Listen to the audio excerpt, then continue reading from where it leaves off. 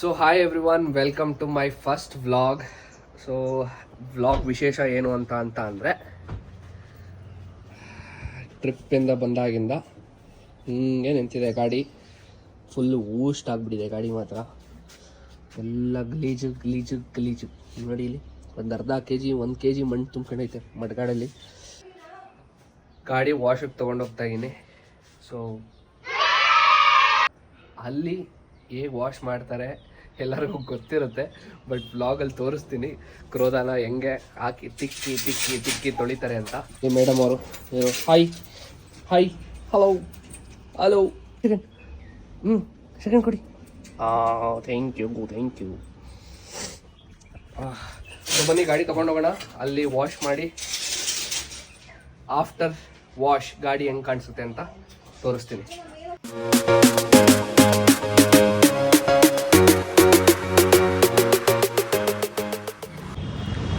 So finally ಬಂದಿದ್ದೀವಿ ಗಾಡಿ wash ಮಾಡ್ಸೋಕ್ಕೆ. ಇದು ಇಲ್ಲೇ ನಮ್ಮ ಮನೆ ಹತ್ರನೇ ಇರೋದು, ರಾಯಲ್ ಡೀಟೇಲಿಂಗ್ ಸ್ಟುಡಿಯೋ ಅಂತ. ರಾಜಸ್ಥಾನ್, ಹಿಮಾಚಲ್, ಸ್ಪಿಟಿ ವ್ಯಾಲಿ ಹೋಗಿದೆ. ಸೊ ಹೋಗ್ಬಿಟ್ಟು ಅಯೋಧ್ಯ, ವಾರಣಾಸಿ, ಹೈದ್ರಾಬಾದ್ ಒಂದು 10,000 ಕಿಲೋಮೀಟ್ರ್ ಆಯಿತು. ಎಲ್ಲ ಇಲ್ಲಿ ಊಷ್ಟೆಲ್ಲ ಒಂದೊಂದು kg ತುಂಬ್ಕೊಂಡೈತೆ ಮಣ್ಣೆಲ್ಲ.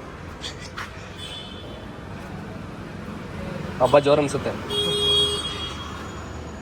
ನಾನು ಇರಲಿ ಒಂದು 2-3 ದಿನ ಅಂತ ಹಂಗೆ ಬಿಟ್ಟಿದ್ದೆ, ಗಲೀಜಾಗೆ ಇರಲಿ, ಸ್ವಲ್ಪ ಟ್ರಿಪ್ಪಿಂದ ಬಂದಿರೋ ಕಳೆ ಇರುತ್ತೆ ಅಂತ. ಸೊ ಬಟ್ ಇವಾಗ ಮನೇಲಿ ಉಗಿತವ್ರೆ, ಫುಲ್ ಗಲೀಜಾಗಿದೆ, ಫಸ್ಟ್ ವಾಶ್ ಮಾಡಿಸು ಅಂತ.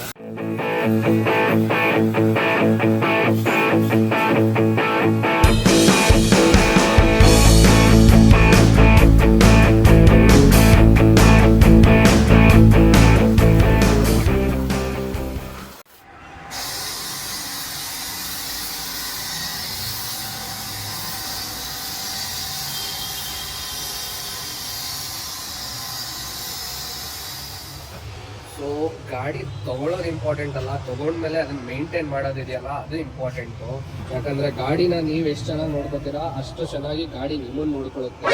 ಯಾಕಂತ ಅಂದರೆ ನಾನು ಆಲ್ಮೋಸ್ಟ್ 10,000 ಕಿಲೋಮೀಟರ್ಸ್ ಗಾಡಿ ಓಡಿಸ್ಬಿಟ್ಟು ಬಂದಿರೋದು.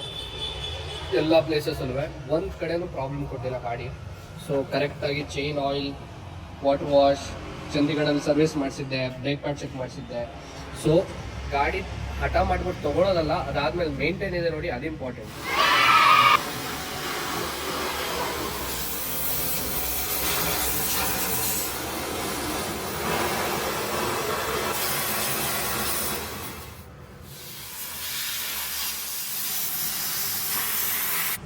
ಸೊ ಗಾಡಿ ವಾಟರ್ ವಾಶ್ ಎಲ್ಲ ಆಗಿದೆ. ಹೇಗೆ ಕಾಣುತ್ತೆ ಅಂತ ತೋರಿಸ್ತೀನಿ ನೋಡಿ ಈಗ.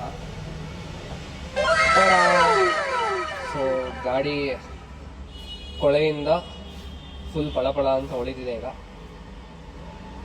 ಆವಾಗ ಫುಲ್ ಕೊಳೆ ಇತ್ತು, ಎಲ್ಲ ಒಂದು kg ಮಣ್ಣುಗಳು ತುಂಬಿಕೊಂಡಿತ್ತು.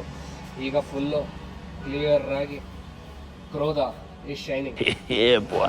ನನ್ನ ಫಸ್ಟ್ ವ್ಲಾಗ್ ಇಲ್ಲಿಗೆ ಮುಕ್ತಾಯ ಆಗುತ್ತೆ. ಸೊ ಬೇರೆ ವ್ಲಾಗ್ಸ್ ಹಾಕ್ತಾ ಇರ್ತೀನಿ, ಹೀಗೆ ಸಪೋರ್ಟ್ ಮಾಡಿ. ಇನ್ಸ್ಟಾಗ್ರಾಮಲ್ಲಿ ಹೆಂಗೆ ಸಪೋರ್ಟ್ ಮಾಡಿದ್ರಿ ಹಂಗೆ ಇಲ್ಲೂ ಸಪೋರ್ಟ್ ಮಾಡಿ ಹೇಳ್ತಾ ಥ್ಯಾಂಕ್ ಯು ಸೋ ಮಚ್. ಶುಭರಾತ್ರಿ.